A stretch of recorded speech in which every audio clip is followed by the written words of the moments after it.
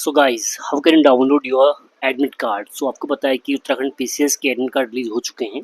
सो उसको डाउनलोड करने के लिए सबसे आसान तरीका क्या है, आपको गूगल पे जाना है, यूकेपीएससी एडमिट कार्ड लिखना है आपको। फर्स्ट लिंक आपको मिलेगा यूकेपीएससी का जो ऑफिशियल लिंक होगा, उस पर क्लिक करना है। देन आपको यहाँ पे ये जो पॉपअप आएगा इसको आपको हटाना है। देन आपको एडमिट कार्ड सेक्शन पे क्लिक करना है, ठीक है ना।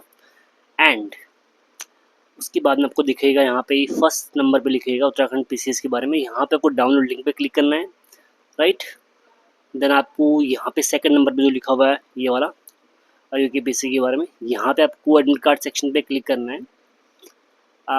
जस्ट वेट, ये क्लिक किया मैंने। यहाँ पे आपको देखो, यहाँ पे आपको तीन ऑप्शन मिलते हैं।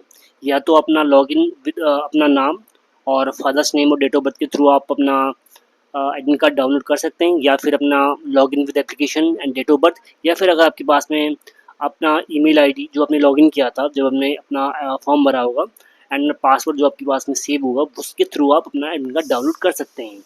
डाउनलोड करने के बाद आपका एडमिट कार्ड कुछ इस तरह से दिखेगा, राइट।